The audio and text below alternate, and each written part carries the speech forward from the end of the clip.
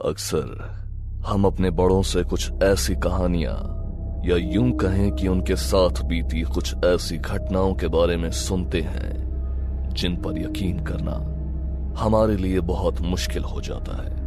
हम खुद से ये सवाल करने लगते हैं कि क्या सच में आत्माएं होती हैं? क्या कुछ लोग सच में कुछ ऐसा महसूस करते हैं या उन्हें कुछ ऐसी चीजें दिखाई देती हैं जो उन्हीं के साथ खड़ा एक दूसरा इंसान ना तो देख पाता है और ना ही महसूस कर पाता है। इस दुनिया में आत्माओं से जुड़ी ऐसी कितनी घटनाएं हैं जिन्हें लोग चाह कर भी झुठला नहीं सकते। नितेश भी हम सब की तरह आज के जमाने का एक नवयुवक था। उसे अपनी लाइफ में एडवेंचर करना बहुत पसंद था। बात आज से लगभग कुछ साल पुरानी है। रात का समय था। नितेश ट्रेन में बैठकर अपनी नानी माँ से मिलने के लिए अपने गांव जा रहा था। उसका स्टेशन बस थोड़ी ही देर बाद आने वाला था। वो अपना सामान अपने बगल में रखकर ट्रेन से उतरने को तैयार था। रात के लगभग 12 बज रहे थे। ट्रेन भी अब स्टेशन पर रुक चुकी थी। ट्रेन से उतरकर अपना सामान लेकर नितेश स्टेशन के बाहर एक टैक्सी ढूंढ रहा था। तभी उसे अपने सामने एक टैक्सी दिखाई पड़ी। वो अपने गांव तक चलने के लिए उस टैक्सी वाले से पूछने लगा, लेकिन टैक्सी वाले ने जैसे ही उसके गांव का नाम सुना तो अचानक उसके चेहरे का रंग ही उड़ गया और उसका पूरा माथा पसीने से भीग गया। उसे अचानक इस तरह घबराया हुआ देखकर नितेश ने उससे पूछते हुए कहा, क्या हुआ भैया? अचानक आप इस तरह से घबरा क्यों गए? आपकी तबीयत तो ठीक है ना? टैक्सी वाले ने नितेश की बात बड़े ही गौर से सुनी, लेकिन उसने उसकी बात का कोई जवाब नहीं दिया और अपनी टैक्सी स्टार्ट करके तुरंत ही वहां से चला गया। नितेश को उस टैक्सी वाले का बर्ताव कुछ अजीब लगा, लेकिन उसने उसे नजरअंदाज करते हुए वहां खड़े बाकी टैक्सी चालकों से उसके गांव तक चलने के लिए पूछा, लेकिन कोई भी टैक्सी चालक उसके गांव चलने को तैयार नहीं हुआ। इसलिए नितेश को कुछ बहुत अजीब सा महसूस हुआ और वो एक टैक्सी वाले से उसके गांव ना जाने का कारण पूछने लगा। अरे साहब, आप तो ऐसे पूछ रहे हो जैसे आपको कुछ पता ही नहीं। क्या मतलब? क्या साहब? आप जानते नहीं है क्या उस स्त्री के बारे में? अगर इतनी रात को हम उस रास्ते से गए तो बाकी सबकी तरह वो हमें भी नहीं छोड़ेगी। क्या कहा स्त्री? क्या नॉनसेंस बातें कर रहे हो तुम तो। ये आज के जमाने में तुम ऐसी मनगढ़ंत कहानियों पर यकीन करते हो?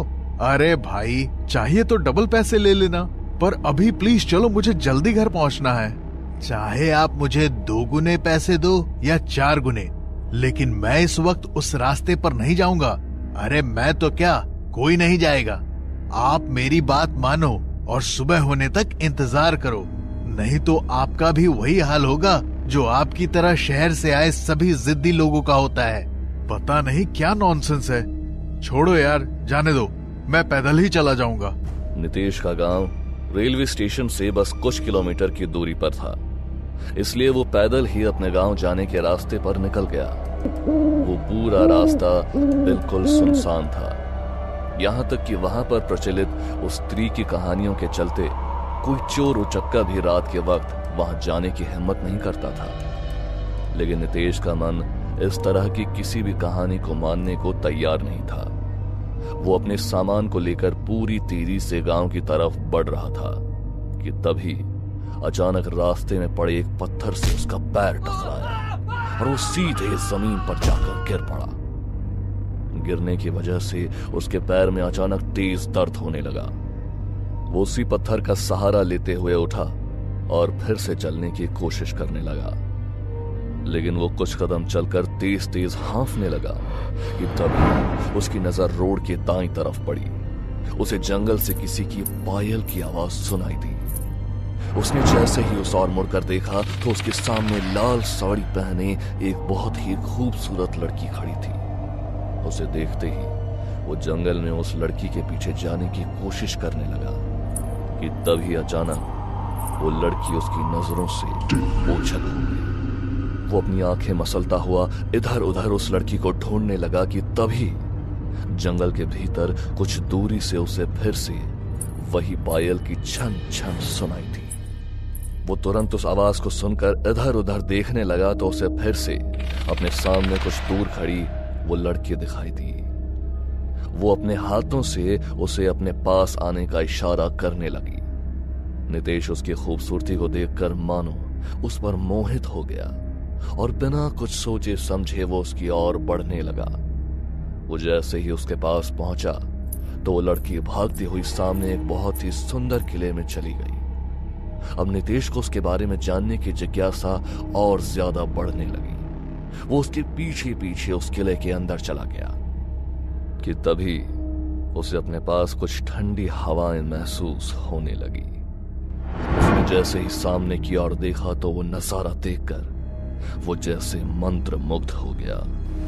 उसके सामने एक बहुत ही सुंदर झरना था जो बहकर एक छोटे से कुंड में मिल रहा था, जिसमें बैठी वो लड़की रात की चांदनी में कोई अप्सरा लग रही थी। नितेश तेज कदमों से चलता हुआ उसकी ओर बढ़ने लगा कि तभी वो लड़की उस कुंड से बाहर निकलकर अपने गीले खुले बालों को सहलाती हुई उसकी तरफ आने लगी। तभी अचानक नितेश ने उससे मुंह मोड़ा और वो अपने बैग से कुछ निकालने लगा, लेकिन वो जैसे ही पीछे की तरफ मुड़ा तो उस लड़की का खूबसूरत चेहरा एक भयानक चेहरे में बदल गया और उसके सुंदर कोमल हाथ अचानक ही बदलकर किसी चुड़ैल की तरह दिखने लगे। वो अपने कंधे लंबे नाखूनों को नितेश की ओर बढ़ाने लगी। इससे पहले कि नितेश मुड़कर उसको देख पाता कि तभी वो अपनी आंखें बंद करते हुए उसकी ओर मुड़ा। उसके हाथ में एक बड़ा सफेद कपड़ा था। वो आंखें बंद करके उससे कहने लगा, आप ये ओढ़ लीजिए, यहाँ बहुत ठंड है, आपको सर्दी लग जाएगी। नितेश की ये बात सुनते ही उसका भयानक रूप अचानक उसी सुंदर रूप में बदल गया और उसने नितेश के हाथ से उस कपड़े को लेकर उसे अपने शरीर पर लपेट लिया। आप अब अपनी आंखें खोल लीजिए। उसके इतना कहते ही नितेश ने अपनी आंखें खोली और वो बड़ी ही सरल मुस्कान के साथ उस लड़की को देखने लगा। आप बुरा न माने तो आपसे एक बात पूछ सकता हूँ? हाँ, पूछो। तुम्हें डर नहीं लगता इतनी रात को ऐसे जंगलों में घूमते हुए? जानती हो आज का जमाना कैसा है, फिर भी यहाँ अकेले इतनी रात को तुम क्या कर रही हो? नितेश की ये बात सुनकर वो उसकी ओर देखकर मुस्कुराने लगी। नहीं, मुझे किसी का डर नहीं। कुछ विचित्र हो तुम। अच्छा मुझे बताओ, तुम्हारा घर कहाँ है? मैं तुम्हारे साथ चलता हूँ। इतनी रात को यूं यहाँ रहना खतरे से खाली नहीं। ठीक है, तुम मेरे आगे चलो। उसकी बात मानकर नितेश आगे की ओर बढ़ने लगा और वो उससे बातें करता हुआ उस किले से बाहर आ गया। लेकिन उसने थोड़ी ही देर बाद जैसे ही पीछे मुड़कर देखा तो वो लड़की और वो किला दोनों ही वहां पर नहीं थे। ये सब देखकर वो बुरी तरह घबरा गया और तुरंत ही वो अपने दर्द को भूलकर तेज कदमों से चलता हुआ अपने गांव पहुंचा। उसने घर पहुंचते ही अपनी नानी को अपने साथ हुए इस हादसे के बारे में बताया तो उसकी नानी भी सर से पांव तक डर से कांप उठी। तुझे मना किया था ना कि रात के समय यहाँ आने को, लेकिन तू कहाँ किसी की सुनता है। भगवान का शुक्र है कि मेरा बच्चा सही सलामत अपने घर आ गया। इतना कहकर नानी ने रोई से एक बाती बनाई और दिया जलाकर उससे नितेश की नजर उतारने लगी। उसकी नजर उतारकर नानी ने उस दिए को घर के बाहर रख दिया और घर के सभी खिड़की दरवाजों को अच्छे से बंद कर दिया। तभी नितेश अपनी नानी से बार बार उस लड़की के बारे में पूछने की जिद करने लगा। मत ले नाम उसका, स्त्री है वो, स्त्री। नहीं नानी, मैं नहीं मानता। अगर ऐसा कुछ होता तो वो मुझे जिंदा क्यों छोड़ती? तुम ही बताओ। ये सब मैं कुछ नहीं जानती। तू अपने कमरे में जा और जाकर सो जा और आज के बाद कभी उसका नाम भी मत लियो। कल मंदिर में जाके तेरे नाम से दान करूंगी, फिर सारा खतरा टल जाएगा। जा, तू सो जा। नानी की बात सुनकर नितेश कमरे में सोने चला गया। उसकी आंख लगी ही थी कि तभी उसे अपने पास वैसी ही ठंडी हवाएं महसूस होने लगी। वो बार बार उसी लड़की के बारे में सोच रहा था कि तभी उसे अपने पास किसी के होने का एहसास हुआ। उसने जैसे ही अपनी आंखें खोली तो वही खूबसूरत लड़की उसके सामने थी। वो उसके पास बैठकर बड़े ही प्यार से उसे निहार रही थी। नितेश को अपने साथ हो रही ये चीजें बिल्कुल समझ नहीं आ रही थी, इसलिए उसने उस लड़की की ओर देखा और उससे पूछते हुए कहा, कौन हो तुम? इतना तो मैं जान चुका हूं कि इंसान नहीं हो तुम। लोग तो तुम्हें कहते हैं कि तुम कोई स्त्री हो, लेकिन मैं ऐसा नहीं मानता।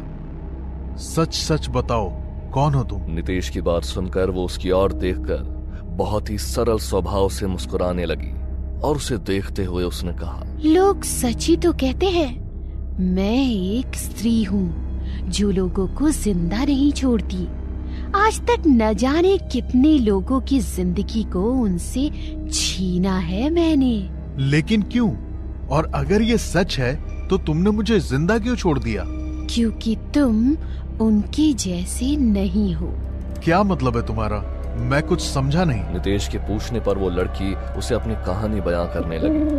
आज से लगभग 40 साल पहले मैं अपने पिता के साथ इसी गांव में रहती थी। मैं बहुत खूबसूरत थी, इसलिए हर कोई मुझे हमेशा बुरी नजर से देखता था। और एक रोज जब मैं अपने खेत से पिता के साथ गांव की तरफ जा रही थी, तभी अचानक से कुछ लड़कों ने हमारा रास्ता रोक दिया और मेरे साथ छेड़छाड़ करने लगे, जिसके बचाव में मेरे पिताजी बीच में आए, पर इससे वो सब बहुत गुस्सा हो गए।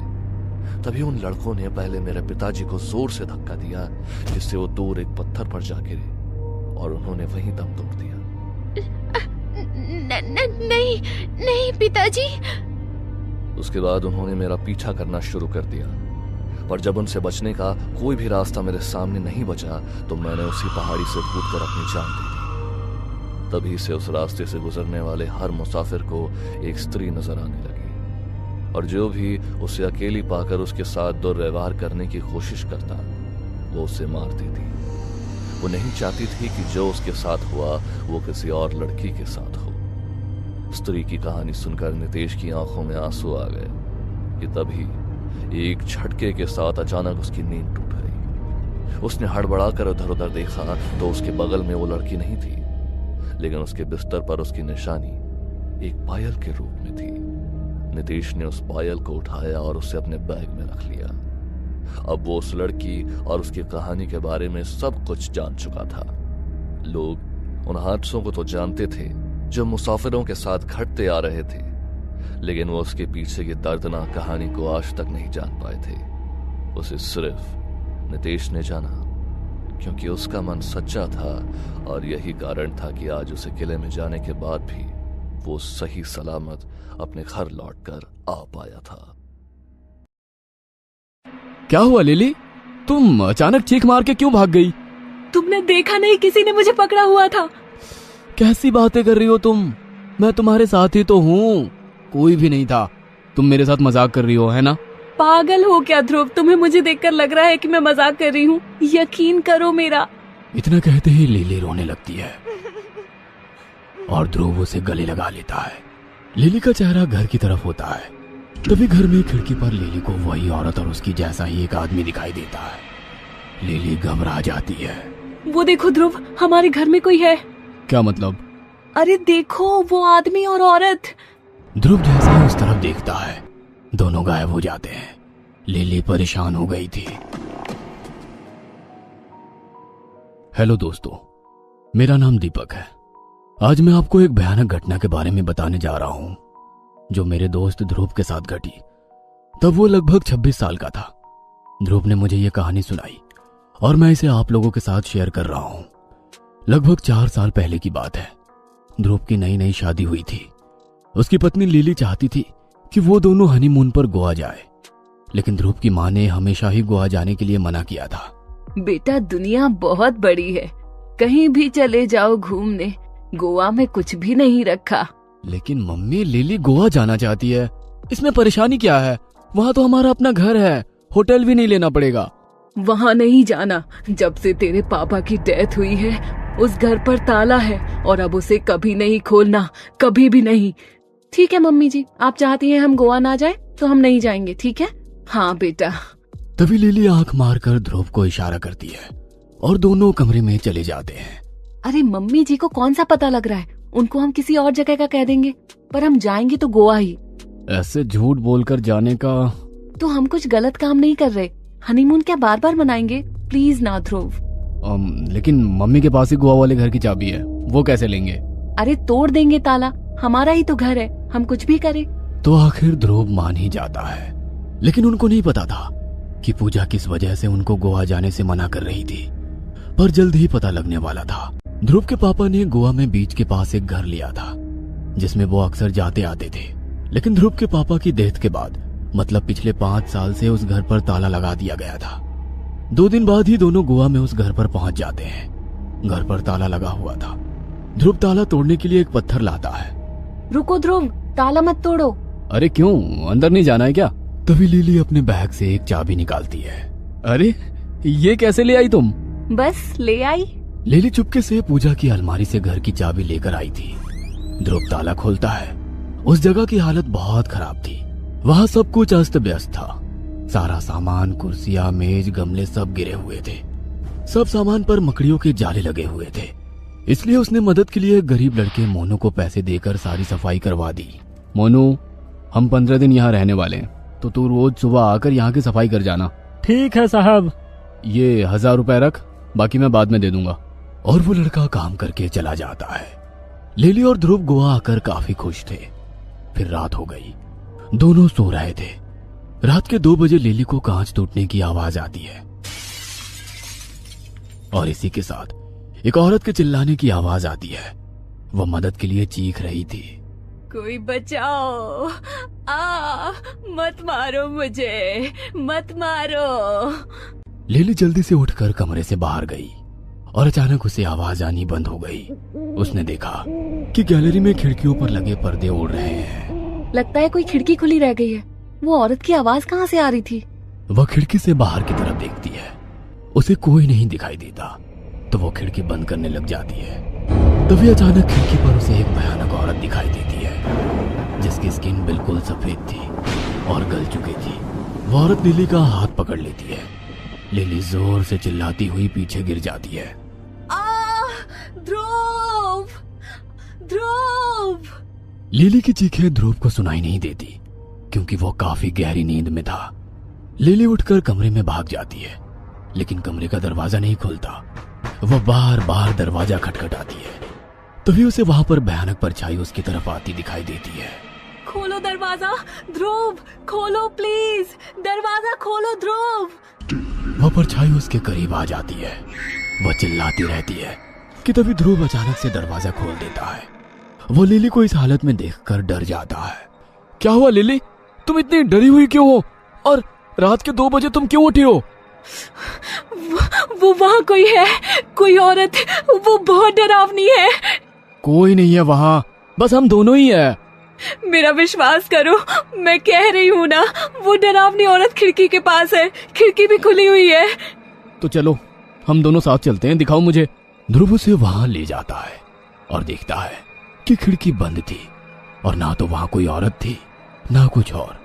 लिली वो सब देखकर काफी परेशान हो गई थी। खैर, इसके बाद दोनों सोने चले जाते हैं। अगली सुबह जब ध्रुव और लिली कमरे से बाहर आते हैं तो वो देखते हैं कि सब कुछ अस्त व्यस्त है। कुर्सियां, मेज, सारे गमले, सीनरी, सब सामान बिखरा हुआ था। दोनों हैरान थे कि आखिर ये सब किया किसने। कुछ ही देर में मोनू सफाई करने आता है तो वो काफी परेशान हो जाता है कि कल ही तो सब सामान सेट करके रखा था और आज फिर सब बिखरा हुआ है। साहब, कल ही तो सब सेट किया था, आज सब बिखर गया। पता नहीं मोनू, लगता है कोई बिल्ली आई होगी यहाँ। कैसी बातें करते हो ध्रुव, बिल्ली ये सब नहीं कर सकती। फिर मोनू अपने काम में लग जाता है। दिन भर ध्रुव और लिली कई जगह घूमते फिरते हैं, मस्ती करते हैं। शाम के वक्त लिली और ध्रुव दोनों घर के सामने बीच के किनारे बैठे होते हैं। दोनों पैर लंबे करके रेत पर ही बैठे थे। उनके पैरों पर बार बार लहरें आ जा रही थी। तभी एक लहर उनके पैरों से जाती है और लिली जोर से चीख मारती है। उसे अपनी टांगों पर 2 भयानक हाथ दिखाई देते हैं। वह जल्दी से उठकर भाग जाती है। क्या हुआ लिली, तुम अचानक चीख मार के क्यों भाग गई? तुमने देखा नहीं, किसी ने मुझे पकड़ा हुआ था। कैसी बातें कर रही हो तुम? मैं तुम्हारे साथ ही तो हूँ, कोई भी नहीं था। तुम मेरे साथ मजाक कर रही हो, है ना? पागल हो क्या ध्रुव? तुम्हें मुझे देखकर लग रहा है कि मैं मजाक कर रही हूँ। यकीन करो मेरा।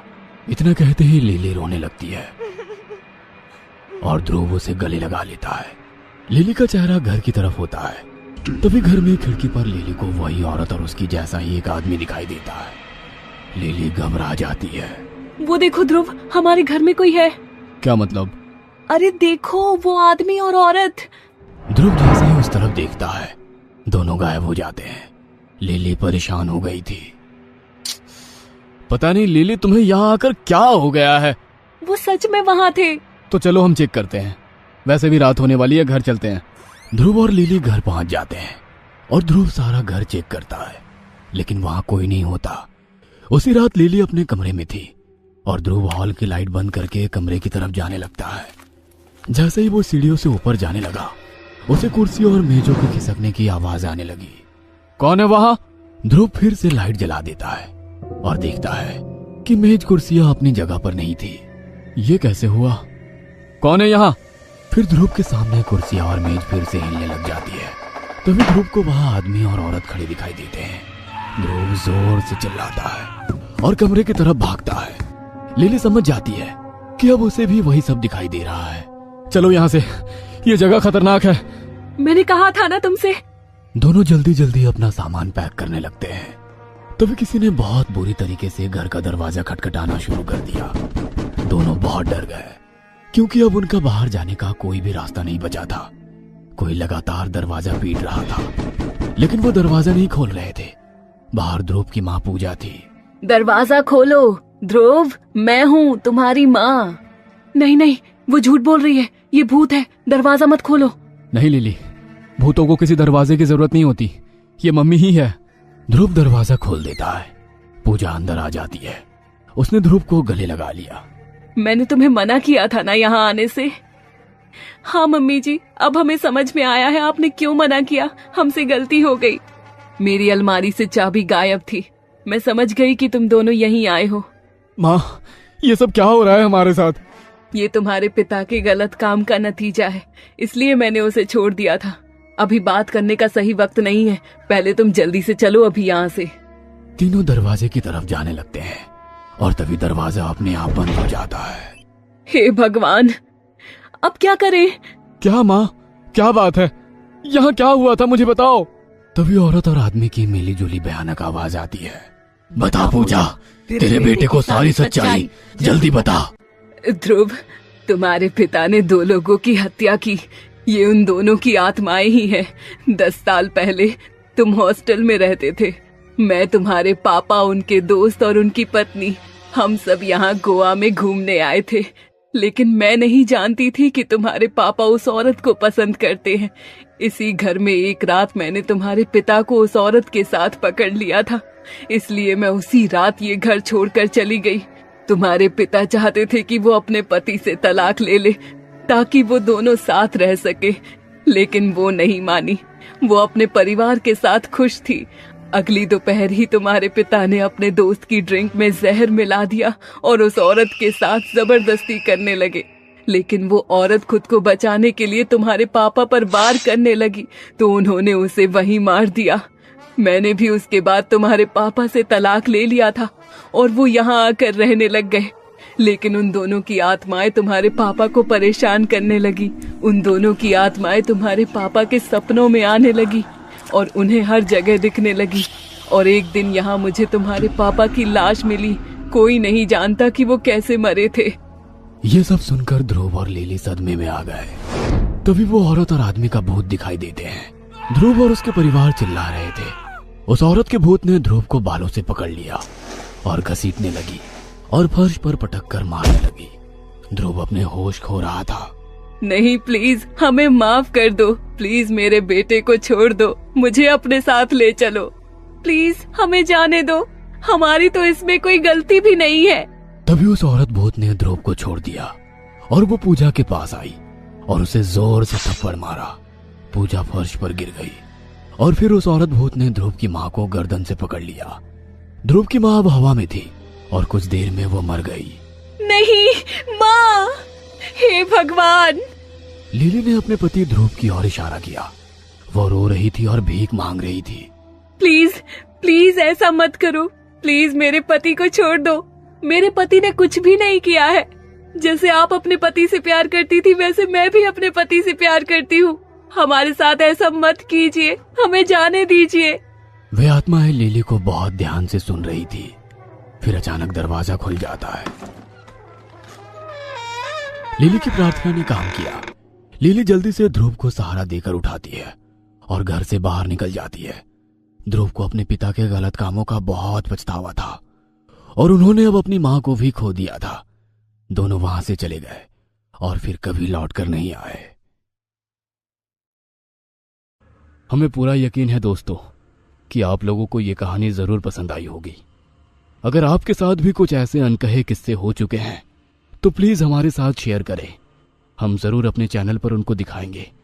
हमारी ईमेल आईडी नीचे डिस्क्रिप्शन बॉक्स में दी गई है, तो प्लीज हमारे वीडियो और चैनल को शेयर एंड सब्सक्राइब करें और बने रहे हमारे साथ ऐसे ही अनकहे किस्से और कहानियां सुनने के लिए।